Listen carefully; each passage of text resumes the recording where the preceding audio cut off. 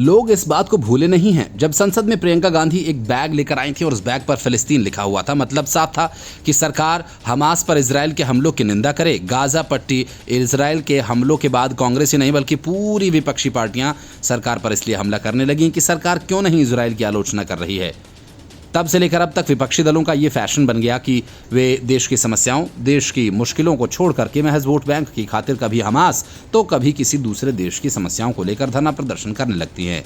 ऐसा ही प्रदर्शन करने की तैयारी में सीपीएम थी, लेकिन मुंबई पुलिस ने कम्युनिस्टों को इस बात की इजाज़त नहीं दी। जिस मामले से देश का कोई लेना देना नहीं है, उसके लिए मुंबई के आज़ाद मैदान में सियासी नौटंकी करने की इजाज़त जब कम्युनिस्टों को नहीं मिली तो वे हाई कोर्ट पहुंच गए, लेकिन बॉम्बे हाई कोर्ट ने सीपीएम की याचिका सिरे से खारिज कर दी। इतना ही नहीं, हाई कोर्ट ने कम्युनिस्टों को जमकर फटकार भी लगाई। असल में पिछले महीने जून 17 को ही पुलिस को एक एप्लीकेशन मिली थी जिसमें All India Peace and Solidarity Foundation यानी AIPSF गाजा के समर्थन में प्रदर्शन करने की इजाज़त चाहती थी। मुंबई के आज़ाद मैदान में प्रदर्शन करने की तैयारी थी। उसी मामले की सुनवाई के दौरान बॉम्बे हाई कोर्ट के जज ने एक बड़ा बयान दिया। सीपीएम की याचिका को खारिज करते हुए बॉम्बे हाई कोर्ट ने कहा कि अपने देश को देख लीजिए, पहले देशभक्त बनिए।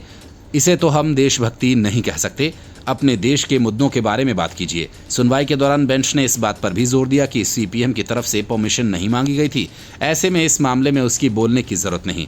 जस्टिस घुगे ने सुनवाई के दौरान इस बात पर भी जोर दिया कि हमें अपने देश के मुद्दों पर फोकस करना चाहिए।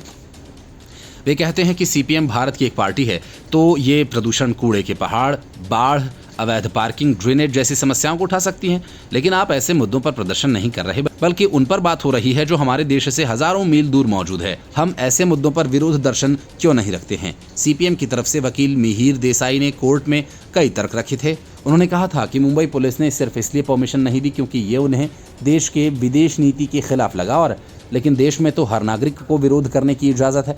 वैसे भी जो जगह प्रदर्शनों के लिए पहले से बनी हो, ऐसे में मांग कैसे खारिज की जा सकती है? Bureau report, news of India.